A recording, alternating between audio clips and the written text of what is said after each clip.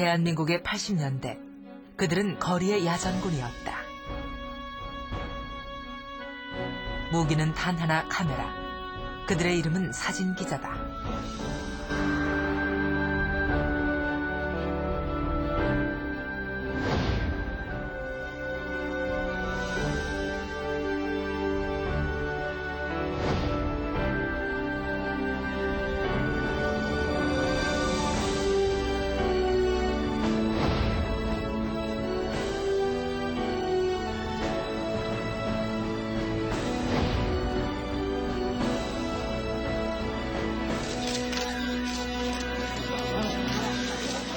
그들의 임무는 말도 아니고 글도 아니고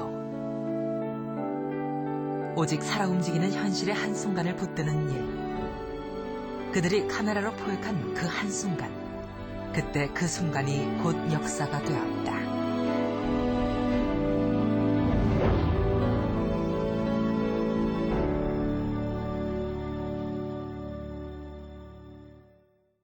유거리 오면은 상당히 주마심을 느끼게 돼요.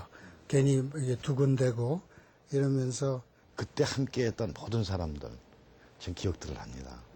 그때 그야말로 목소리, 그네들의 땀방울, 그네들의 눈물 이런 것들은 매년 6월이 되면 생각이 납니다. 무조건 현장에 가야 된다, 현장을 뛰어야 된다 그런 마음가짐으로 뛰었는데 날이 갈수록 시민들이 많이 모이고 어떤 힘이 갈수록 커지는 그 모습을 보고 희망을 남겼죠. 제가 알기로 이 독재 정권에 저항해서 이 국민의 힘으로 역사의 물줄기를 돌린 세계에서 몇 안 되는 민족이 우리라고 생각합니다. 19년 전 젊은 사진기자들이었던 그들은 대한민국사에서 가장 치열했던 역사의 격전장에 서 있었다. 수십 년의 세월이 흘렀으나 그들이 뷰파인더를 통해 목격한 그 해의 진실은 아직도 색이 바래지 않았다. 그때 그곳에서 그들이 사로잡은 진실은 무엇이었나?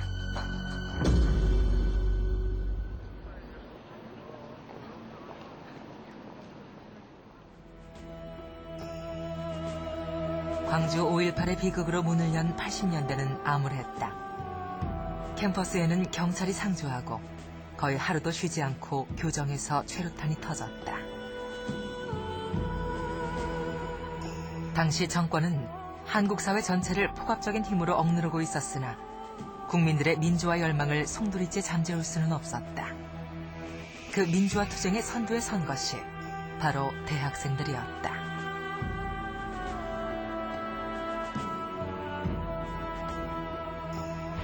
수많은 고통과 수많은 죽음을 감수한 실로 어둡고 긴 세월이었다.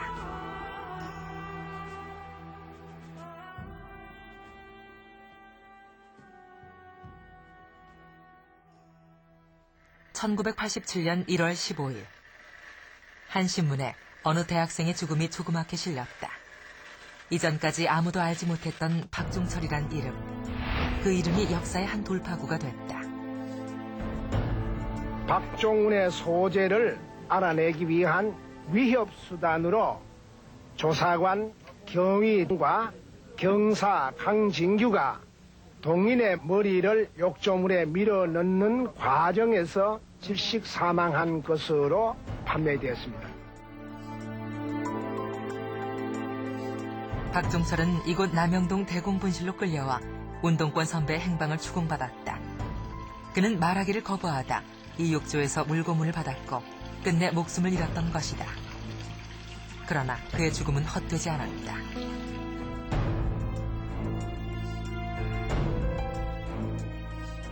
박종철의 이름이 범민주 세력을 하나로 결집시킨 것이다.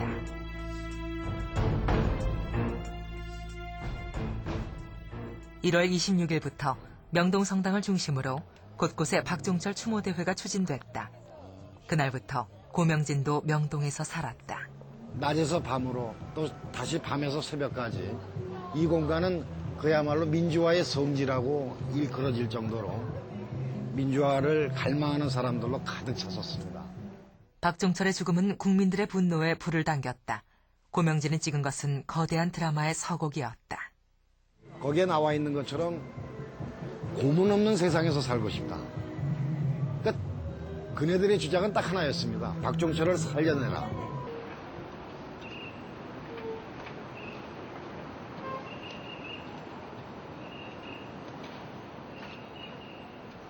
(5월 27일엔) 재야단체와 종교단체, 야당을 망라한 범국민연대기구가 발족했다.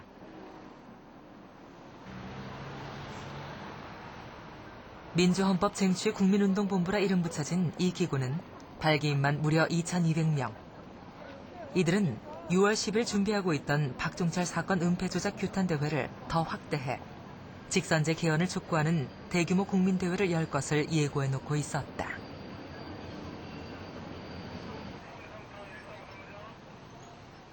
(6월 9일) 아침, 정태원은 학생 집회를 취재하기 위해 연세대로 들어왔다. 당시 대학가는 매일 전투 중이었다.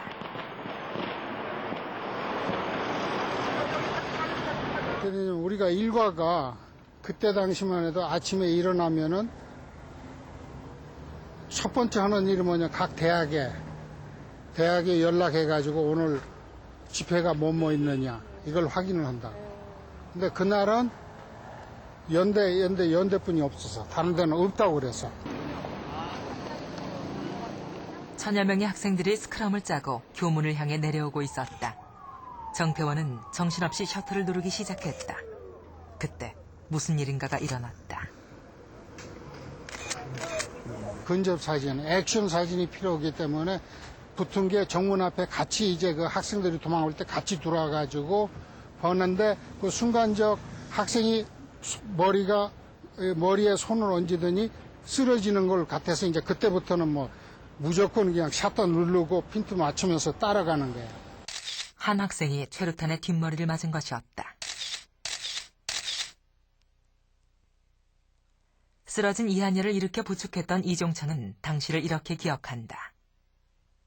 구호를 몇 번 외치니까 석류탄하고 다연발 지랄탄이라고 하는 걸 쏘면서 사복경찰들, 백골단이라고 그때 부르던 사복경찰들이 한꺼번에 교문 쪽으로 뛰어왔었죠. 그 상황에서 저희는 이제 돌 같은 걸 몇 개 던지고, 그래서 제가 거의 맨 마지막에 이제 정문 안으로 뛰어 들어오는데 우연 그런 쇳가스 사이로 뭔가 사람 비슷한 게 쓰러져 있는 게 이제 어렴풋이 보였거든요. 당시 외신 기자 네튼벤이 찍은 사진엔 촬영하고 있는 정태원과 날아가는 최루탄의 형태까지 선명하게 드러나 있다.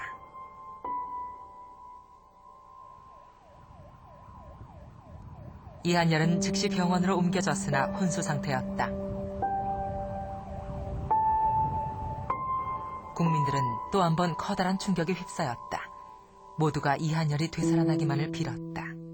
그런데 또 나중에 확인한 거지만은 뇌사로 6시 30분경에 의사가 얘기해줘서 우리는 그때 로이터에서 기사가 나간 거는 한 7시경에 사망으로 나갔습니다. 근데 이제 그건 몰랐지, 다른 사람들은. 그때 보면은 이게 언젠가는 끝날 거다. 이게 끝나는데 현 정권 군정으로서는 이게 안 될 거다라는 걸 느꼈어요. 6월 11일 하루 앞둔 그날, 치안당국은 삼엄한 경계태세에 돌입했다. 완벽한 집회 봉쇄를 위해 서울 시내에만 160개 중대 22,000여 명의 병력이 투입됐고, 경적 시위에 동참하지 못하도록 버스 택시 회사의 차량에서 경음기를 제거했다.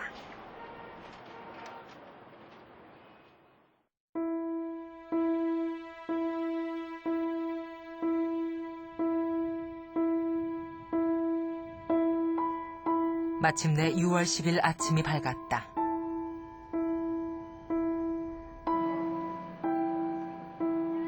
그날 국민대회장의 성공의 성당은 적막했다.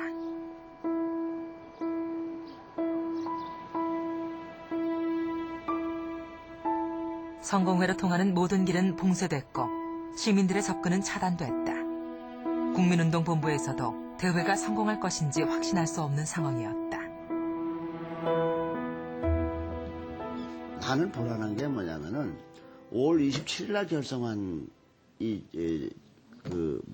지휘부랄까 이게 뭐냐면 전국에서 나와야 되는 건데 사무실 체제도 만들기 전이었다고. 대변인도 없었어. 5월 27일 날 조직하고 6월 10일 날 어떻게 그 큰 전국 집회를 할 수가 있겠어요. 불가능한 거지. 그러니까 다시 말하면 집행부 조직도 제대로 안 된 상태에서 6월 항쟁이 강행이 된 거야요. 당시 중앙일보 사진기자였던 김영수는 성공의 취재 지시를 받고 그날 아침 8시경 영빈관으로 들어왔다. 지금은 평범한 사무실로 보이는 방. 그러나 이 방이 19년 전 거대한 국민운동의 발화점이었다. 경찰의 봉쇄선을 뚫고 당시 이 방에 들어온 사진기자는 김영수뿐이었다.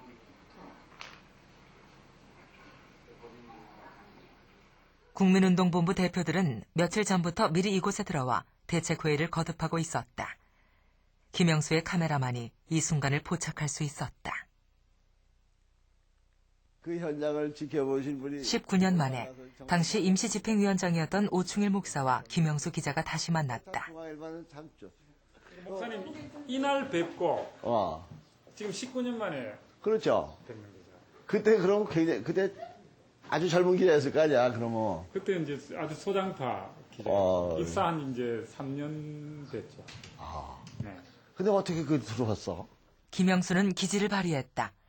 그날 아침 관할 경찰서장이 현장에 도착했을 때 그는 재빨리 서장의 뒤에 붙어 서서 안으로 들어섰던 것이다. 이 진압 경찰들이 저를 가로막았죠. 그렇겠죠. 못 들어간다고. 그럼. 그러니까 제가 그때 서장님 사진 찍어야 될 거 아니냐고. 와. 그러니까 이 사람들이 당연히 경찰서장님 수행하는 아니면은 경찰 사진 담당으로 생각을 하고 열어주더라고요. 그랬구나. 그래서 들어갔습니다. 같은 날 아침 10시 잠실체육관에서는 민정당 4차 전당대회가 성대한 막을 올렸다.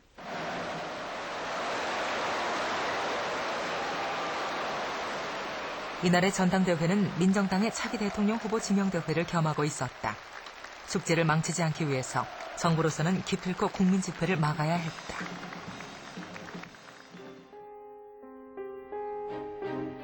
성공의 뜰에는 지금 60 국민대회를 기념하는 표석이 세워져 있다.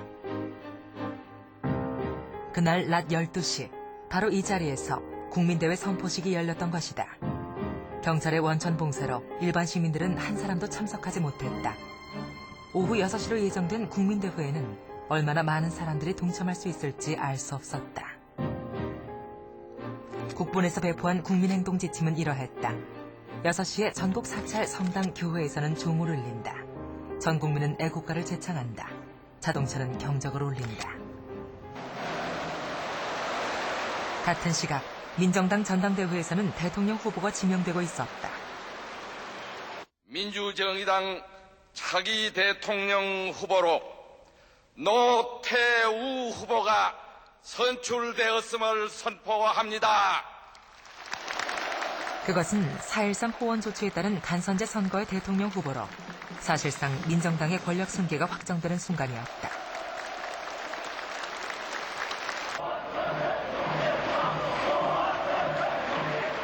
그러나 그 바깥에서는 일찍 시내로 진출한 학생들의 가두 시위가 산발적으로 벌어지고 있었다. 예정된 6시가 다가오고 있었다.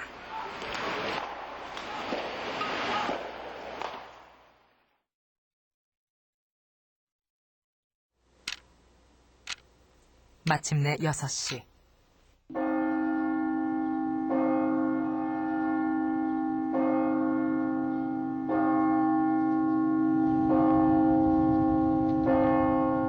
그때 종소리에 뒤이어 무슨 소리가 들리기 시작했다.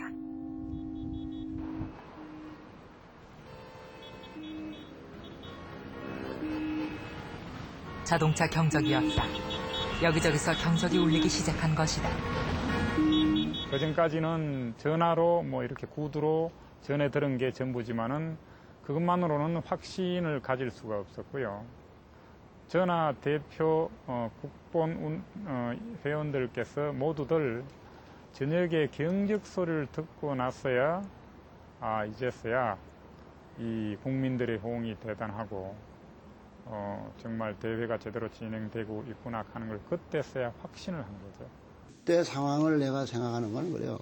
마치 그 점화가 될 수 있도록 모든 그 분위기가 농축되어 있는 거야. 예를 들면 뭐 LPG 가스가 꽉 차 있을 때 성냥불 하나가 그냥 담은 펑 터지듯이, 그러니까 다시 말하면 국민운동본부가 결성이 돼서 6.29가 있었고, 그래서 직선제 개헌을 통해서 그래도 절차적 민주주의 오늘의 이른 대로 온 건 사실이지만은 국민운동본부가 한 건 아니다. 내가 그걸 표현할 때 뭐냐면 문이 다 얼게 돼 있었는데 지푸라기 하나가 떨어졌어.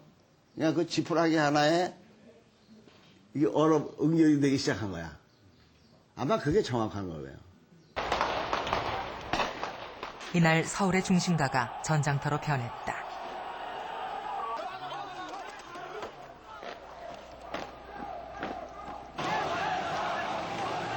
학생들을 중심으로 수많은 시민들이 거리로 쏟아져 나온 것이다.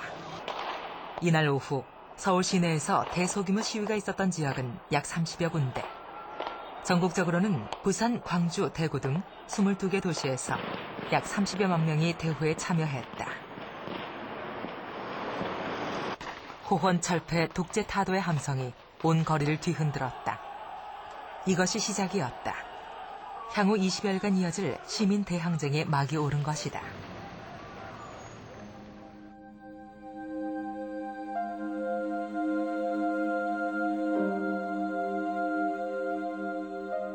시위의 양상도 격렬했다. 경찰의 페퍼포구와 최루탄 공세에 학생들은 돌멩이와 화염병으로 맞섰다.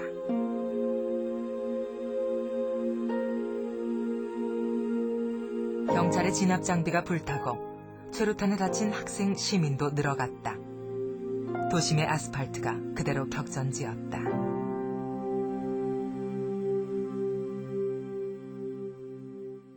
당시에 모든 집회 시위는 도심대로에서 다 행해졌습니다.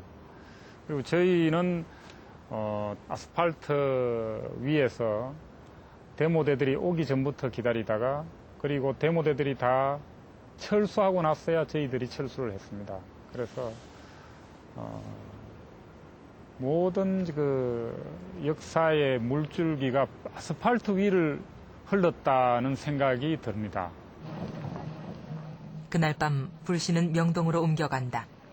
퇴계로와 종로 일대에서 밤늦게까지 경찰에 쫓기던 시민 학생들 800여 명이 명동 성당으로 들어간 것이다. 여기에서 사람들이 막 모여가지고 집회하고, 밤에는 경찰들이 우리 쳐들어올까봐 저쪽하고 저쪽에 나가가지고 아까 얘기한 대로 막 병에다가 휘발유 집어넣고, 걔네들은 철탄 쏘고 우리는 막 돌 던지고. 철탄이 뭐야? 툭 쏘면 연막 나가지고 기절할 정도로 독한 게 있어요. 정현철도 당시 명동 성당에 들어간 사람들 중에 한 명이었다. 이들은 이곳에서 농성에 돌입했다. 나갈 수도 없었다. 경찰 병력이 성당을 봉쇄했기 때문이었다.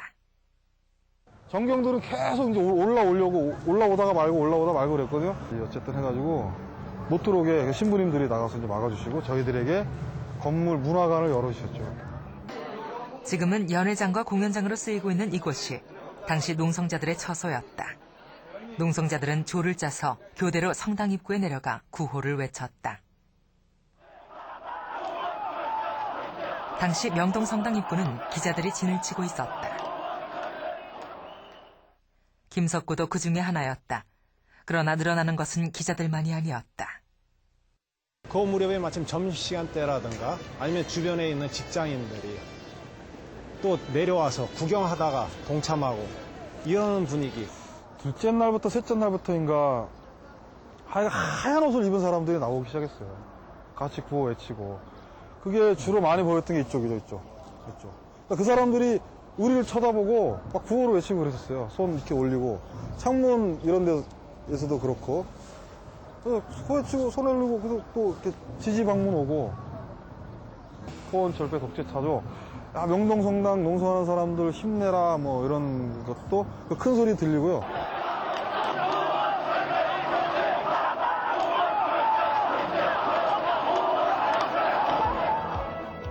명동성당은 이제 6월 항쟁의 메카가 됐다. 학생들은 매일같이 학교별로 출정식을 갖고 명동성당 부근으로 집결하여 지원투쟁을 벌였다. 학생들뿐만 아니라 점심시간이면 부근의 직장인들도 명동성당 앞으로 몰려나왔다.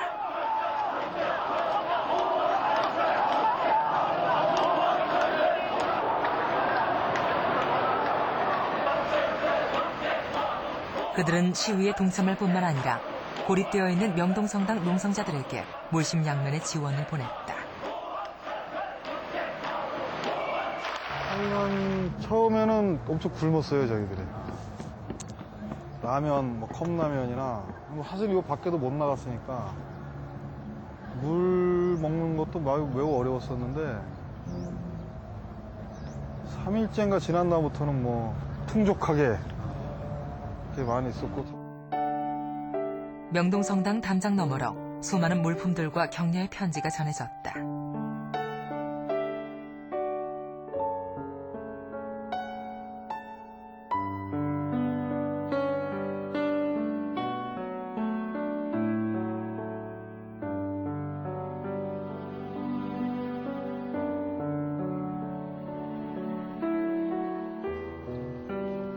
명동성당의 신도들은 농성자들을 위해 모금 활동을 벌였다. 지원이 너무 많아 성금만도 2천만 원이 넘고 식량과 의류와 약품은 남아돌았다. 목소리를 보태고 물품을 보태는 마음. 거기에는 민주화를 소망하는 시민들의 간절한 마음이 담겨 있었다.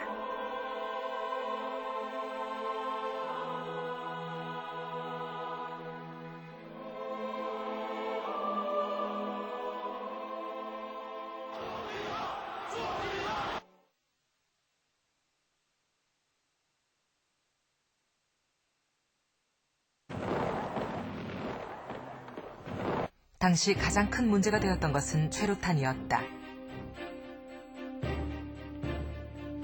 80년대 사용된 최루탄은 근접 분사기용, 총처럼 쏘는 발사용, 지랄탄으로 불린 다연발탄, 사과탄으로 불리던 투척용 등 실로 종류도 다양했다.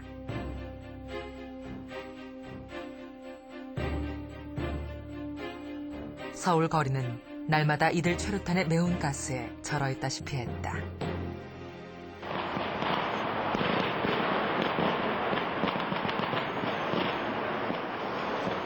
그 즈음 직격 최루탄을 맞은 이한열이 의식불명인 채 병원에 누워있는 사이에도 경찰은 하루 2만여 발이 넘는 최루탄을 쏘아대고 있었다. 그것은 국민 전체를 무차별 공격하는 행위였다.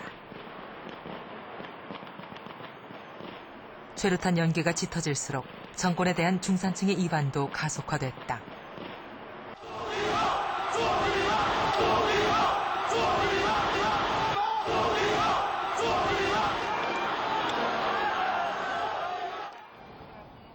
기자들에게도 그것은 전쟁이었다. 방독면 없이는 취재를 할 수 없었다. 외신 기자들은 아예 전쟁 지역 취재에나 주어지는 종군 수당을 받고 들어왔다. 사실 6월 항쟁의 현장에서 동료들이 다친 동료가 굉장히 많습니다. 한 동료는 두개골이 완전히 함몰이 돼갖고 전부 다 아주 대수술을 받았던 그런 기자도 있고, 또 돌에 맞아서 일부분의 신체적 장애를 갖고 있는 사람도 있고, 그 다음에 이제 그때 현장이라는 것은 주로 최루탄, 강목, 화염병 이런 것들이 굉장히 위협적이죠. 근데 사진기자는 어느 한쪽에 설 수 있는 입장이 아니기 때문에 언제든지 위험이 도사리게 되는 거죠.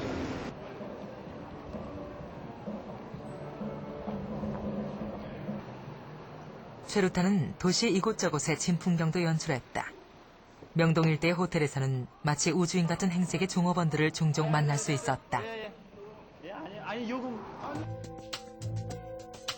시위대가 몰리는 지역임에도 불구하고 투숙해준 손님들을 위해서는 특별 서비스가 필요했다.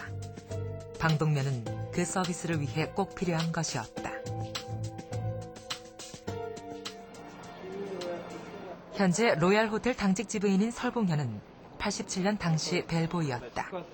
그가 한 일은 손님들을 모시고 나가 경찰이 봉쇄한 길을 터주는 것이었다. 저희 호텔 투숙객 영접을 위해서는 체류가스 이 냄새가 지독한 가운데서도 이 안내를 해야 되기 때문에 방독면은 필수였다고 생각합니다. 그 당시에 방독면 끼고 나가서 쓰고 나가서 손님들을 영접해서 또 이 바리케이트가 쳐진 전경 사이를 특히 또 유니폼을 입고 가면은 그분들이 경찰관 쪽에서 통행을 시키려고 했었습니다. 명동 YWCA 회관에서는 결혼식이 잦았다. 최루탄이 터지는 와중에도 천하대사인 결혼식은 치러져야 했다. 결혼식은 늘 늦었고 때론 신랑 신부와 하객이 같이 울면서 식을 올려야만 하기도 했다. 무엇보다 길이 봉쇄되어 정경과 시위대 사이를 신부들이 웨딩드레스를 치켜들고 걸어와야만 했다.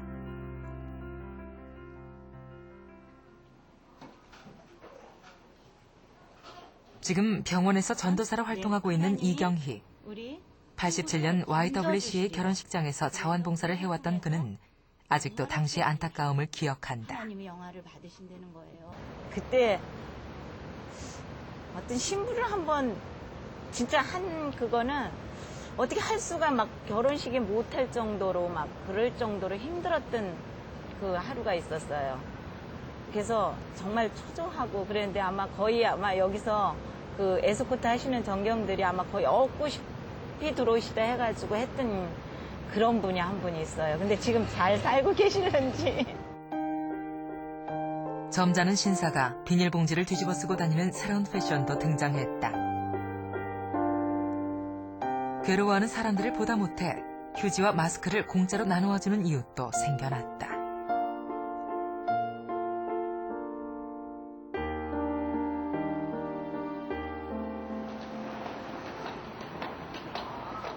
근데 기금속 하고 있는데 제가 아는 아주머니가 이제 갑자기 들어오더라고요. 이제 그 단골 손님이었죠. 들어오더니 하는 얘기가 아우 체비탄에 그냥 눈물, 콧물 이루 말할 수 없는 모습이기 때문에 우선 급하게 휴지를 달라고 그러더라고요. 그래서 내가 휴지를 주면서 저분들이 다 휴지가 필요하겠구나 하는 느낌이 들어서. 그가 바로 김영환이다. 현재 대한민국 국기선양회 회장. 회원 지하상가에서 명동 금방을 경영하던 당시 그는 정경들에게도 사탕을 나누어주곤 했다. 정경이 그걸 입에다 넣으니까 그건 알이 크니까 사탕 알이 크니까 혈가가 물고 다 서 있는 거예요. 이렇게. 그래서 이제 그 모습을 보니까 참 천진하고 참 마음이 참 착잡했습니다. 근데 지금 사실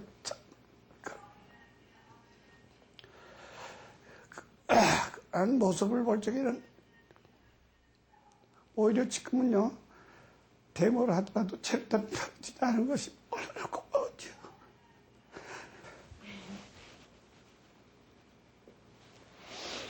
죄송해요.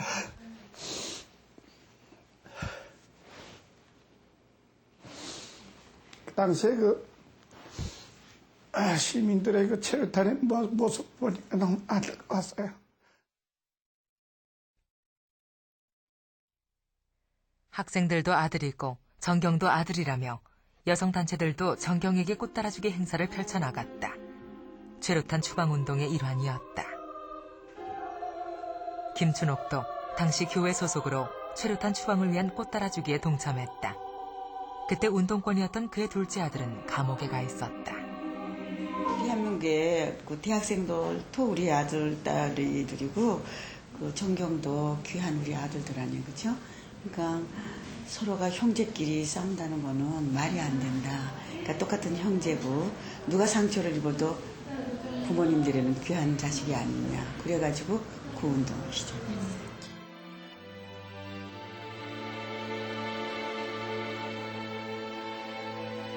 그러나 정경들은 그 꽃을 영내까지 갖고 갈 수가 없었다. 대한민국은 아직도 전시였다.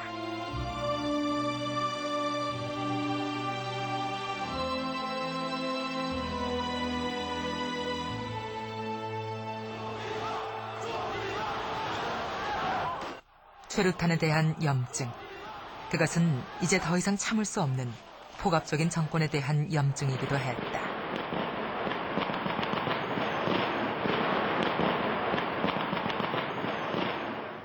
87년 6월 15일, 고명재는 부산에 있었다. 박종철의 고향인 이곳에서도 연일 대규모 시위가 계속되고 있었다. 그날 엄청난 시위 인파가 이 거리를 가득 메웠다. 도로를 차단한 경찰 병력은 마침내 다탄두 최루탄을 쏘아대기 시작했다. 바로 여기에. 여기서 여기 올라가서 찍은 거예요. 예, 여기가 정확한 자리입니다. 순식간에 거리는 최루가스에 묻혀 앞이 보이지 않았다. 그때 당시에 시류가스에 묻혀있는 시위대를 찍기 위해서 바로 이 자리에 올라왔었는데 태극기가 나올 줄은 몰랐죠. 그러나 갑작스럽게 최류가스 속에서 태극기가 나올 때 그 감동이라는 것은 내가 사진기자라는 것이 얼마나 보람됐었는지 몰라요. 그러니까 흥분을 했어. 그러니까 샷다를 3번을 눌렀는데 그중에 딱 한 장만 저 장면이 나온 겁니다.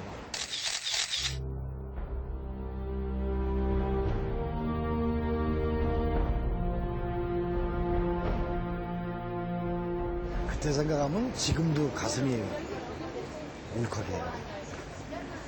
사실 우리나라 민주화 현장을 80년대 초부터 쭉 지켜와 봤는데 우리의 민주화 운동이 언론에 비춰지거나 세계적으로 알려진 것은 폭도화되어 있는 모습만 보여줬거든요. 근데 민중의 시위라는 것은 출발이 절대적으로 비폭력입니다. 그때 권력자에게 민주주의의 가치를 맨몸으로 보여준 거죠. 지금도 아주 쨍쨍하게 들려요. 최루탄을 쏘지 마라. 그러나 불멸의 한순간을 찍은 이 역사적인 사진은 당시 신문에 실리지 않았다. 전화를 했더니 사무실에서 그 사진을 쓰질 않았다는 거예요. 그때 제가 겪은 심정이라는 것은 우리 언론의 현주소가 이런 건가. 그래서 제가 항의 전화를 했죠. 왜 사진을 안 썼냐 했더니 너무 자극적이었다는 거예요. 그때만 하더라도 그 용어가 충분히 받아들여요. 지금 같으면은 아마 전혀 이해되지 않는 말일 텐데. 당시 그들은 어디서도 환영받지 못하는 존재였다. 정부는 언론을 탄압했고 국민들은 언론을 불신했다. 경찰에게는 폭행당하고 시위대에게는 모욕당했다. 예를 들어서 그 정보기관에서 오늘 데모 취재 나가면은 머리통에다 구멍을 내겠다고 그랬어요. 이게 총 쏴 죽이겠다는 소리인데 우리는 그렇게 위협까지 받으면서도 그걸 무시했어요.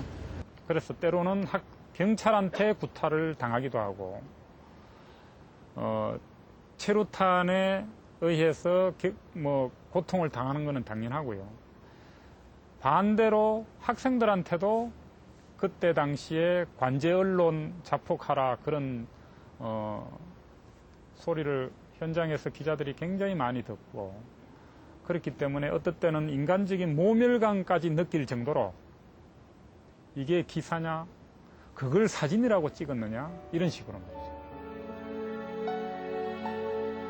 그러나 누가 뭐래도 그들의 카메라는 현장을 지켰다. 그들이 있어 역사는 비로소 기록으로 남았다.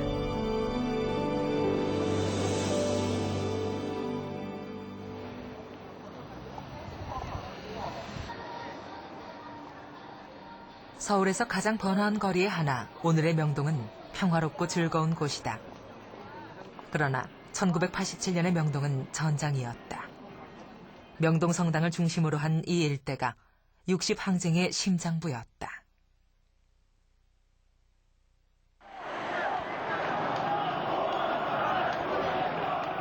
시민들은 더 이상 시위 대열의 방관자가 아니었다. 점심때마다 인근 직장에서 대거 몰려나온 넥타이 부대들이 명동 거리를 가득 메웠고 그들이 외치는 구호가 거대한 파도를 이루었다. 그들은 대목꾼들이 아니었다. 대부분이 평범한 셀러리맨이었다. 그것은 시위에 동참했던 이상학도 마찬가지였다. 모든 사람들이 길 가다가도 참가하고 이럴 건데 저희들 같은 경우에도 그냥 점심 먹으러 나가다가 아니 집에 가려고 가다가 왜 보니까 그 시위대가 시위를 하고 막 하는데 보니까 내가 얘기한 거 똑같은 얘기를, 내가 하고 싶은 얘기 똑같은 얘기를 하고 있었고, 내가 진짜 집에서라도 막 고함 치고 싶었던 것들이 있다고요. 대나무 밭에 가서 고함 치고 싶었던 것들이 그 사람들의 얘기를 주장을 하고 있었다고요.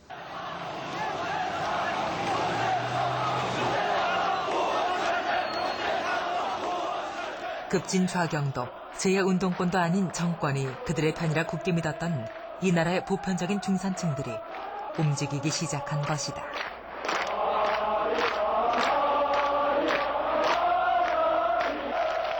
명동성당 안에서 또 밖에서 그들의 마음은 한 덩어리가 되어 용암처럼 뜨겁게 솟구쳐 흘렀다.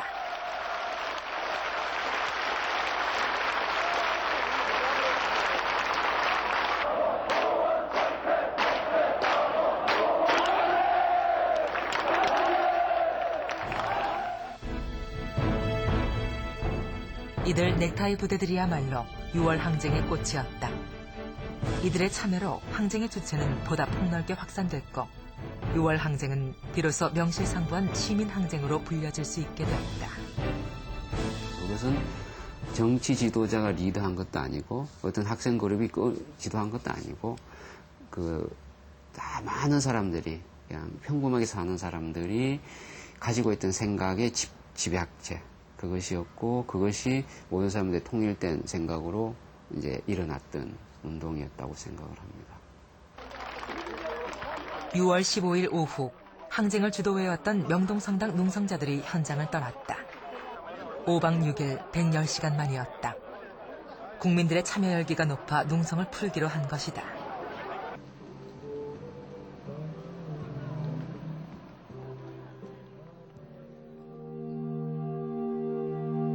그날 밤 명동성당에서는 시위대도 전투경찰도 물러난 자리에서 나라와 민주화를 위한 특별 미사가 올려졌다.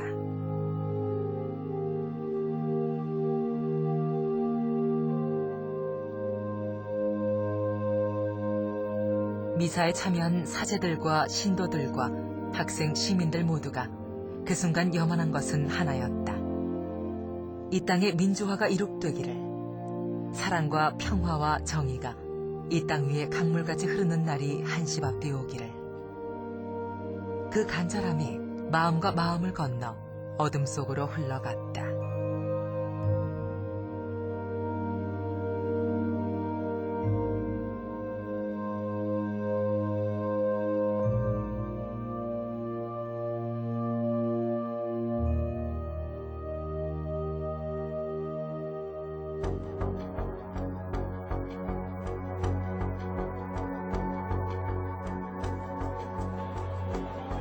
항쟁은 계속되고 있었다. 6월 18일 열린 최루탄 추방대회는 하나의 분수령이었다. 외신은 전두환 정권의 최대 위기를 보도했고 세간엔 비상조치설과 계엄령설이 끊임없이 나돌았다. 사회적 혼란을 극복하고 국민적 화해를 이룩하기 위하여는 대통령 직선제를 택하지 않을 수 없다는 결론에 이르게 되었습니다. 6월 29일 정부는 마침내 국민 앞에 무릎을 꿇었다. 국민이 소망하던 직선제 개헌을 포함 민주화 8개항으로 구성된 선언문이 발표된 것이다.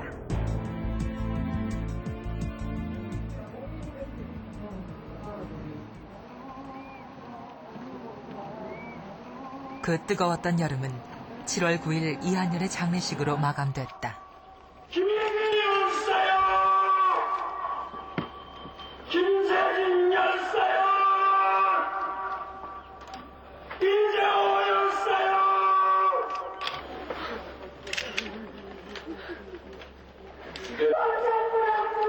6월 항쟁의 기폭제가 됐던 이한열. 그를 영영 떠나보내는 자리는 기막힌 슬픔의 자리이면서 동시에 그 죽음의 터전 위에 새로운 희망을 기약하는 자리이기도 했다.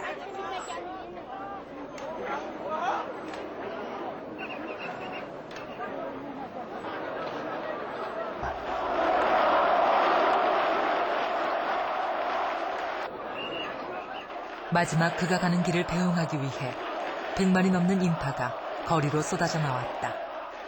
더 이상 최루탄도 전경도 각장차도 없었던 그날, 그 무수한 사람들이 서로의 얼굴과 몸짓에서 본 것은 한 시대의 종언, 천천히 페이지를 넘기고 있는 역사의 새 장이었다. 그리고 그 감격적인 장면은 사진 기자들의 뷰파인더에 영구히 포박됐다.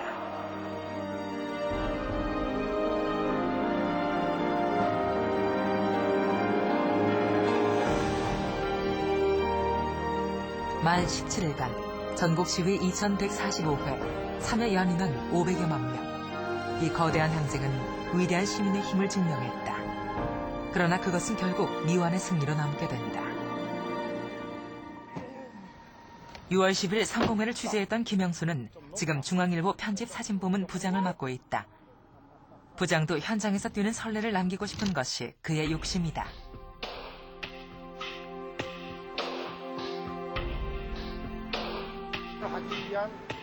나의 조국을 찍었던 고명진은 2002년 한국일보를 퇴직하고 현재 뉴시스 사진국 국장으로 재직 중이다. 그는 역사의 현장을 목격하고 기록할 수 있는 것을 축복으로 생각한다. 명동성당 농성을 찍었던 김석구는 경향신문 편집국 사진부에서 부장의 책임을 지고 있다. 그러나 냉정한 머리와 뜨거운 가슴으로 진실을 찍고자 하는 자세엔 변함이 없다.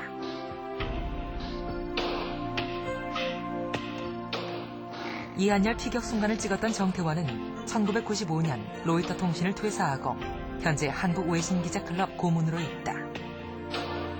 그는 그의 사진이 이 나라의 민주화에 기여했다는 사실에 무한한 자부심을 느끼고 있다. 사진 기자의 일이라는 게 딱 한 가지 긍지를 갖고 살죠. 현장을 지킨다. 내가 찍은 이 현장은 나의 기록이 아니라 이 나라의 기록이죠.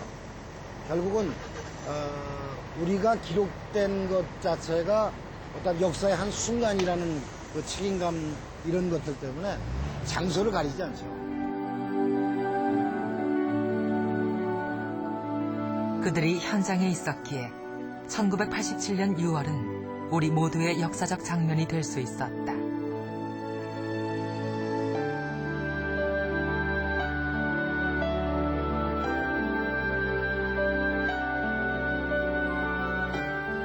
결정적 현장은 사회를 변화시키고 역사를 변화시킨다. 결정적 한순간은 낙인만큼 강력하고 영원만큼 무겁다.